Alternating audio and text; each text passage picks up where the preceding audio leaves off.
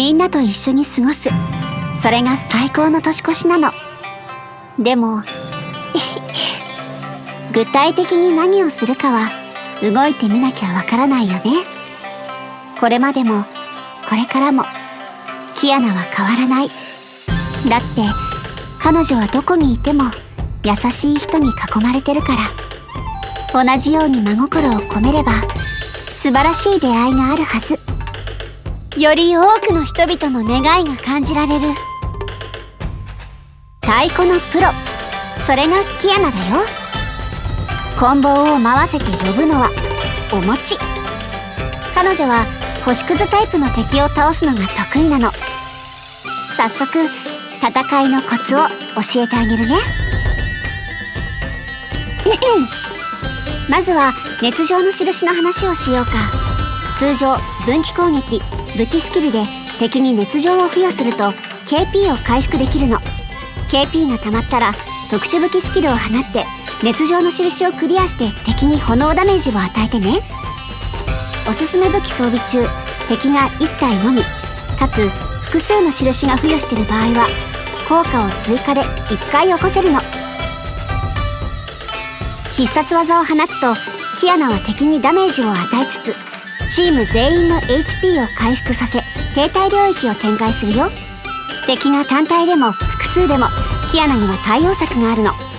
分岐または星々のルテンで敵の受ける武器スキルと必殺技の全ダメージがアップするの。ただしこの効果は敵が単体の時に有効になるよ。また熱情の印を付与された敵をつなぎダメージを共有させられるの。特殊武器スキルや星々のルテンにもこの効果は発揮されるよ。敵が星屑タイプならキアナの武器スキルは敵の HP 上限を削れるの。さらに臨界指数を1つ破壊するたび武器スキルの敵への全ダメージがアップ。バースト状態中召喚の断りの加護を受けたキアナは出場時に星々のルテンを発動できるの。その後は天炎天意の特徴を持つメンバーを出場させて続けて星々のルテンをお見舞いしよう。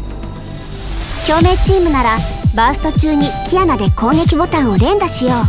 続けて共鳴攻撃を放てるよ。これからはショータイム。バースト未発動時は敵の数に応じて分岐攻撃や武器スキル、通常攻撃で KP を回復し熱情を付与しよう。その後は特殊武器スキルで熱情をクリアして範囲ダメージを与えるの。 EP が溜まったら必殺技を発動、祝福を届けよう。バースト状態に入ったらヒントに従い攻撃ボタンを押して敵に連続ダメージを与えてね。続けて KP を回復しもう一度特殊武器スキルを放とう。メンバー攻撃後またキアナを出場させた時にテレサがいる場合追加で星々のルテンを1回発動できるよ。この流れを繰り返して戦うとバースト状態中に大ダメージを与えられるの。古の楽園では星雲、明楽、吉兆の祝福を選ぼう。星々のルテンで強化状態に入るとバフを獲得できるよ。そのまま通常攻撃で KP を回復させたら特殊武器スキルで熱情をクリアしてダメージを与えてね。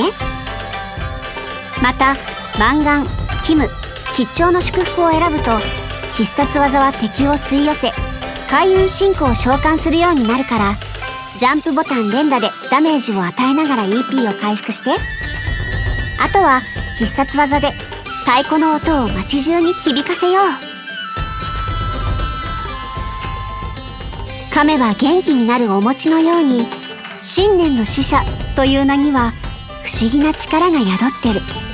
もちろんその名で呼ばなくても彼女はお餅と一緒に希望を抱く人々に祝福を届ける。だって過去にたくさんの人が彼女の願いを守ってくれたから。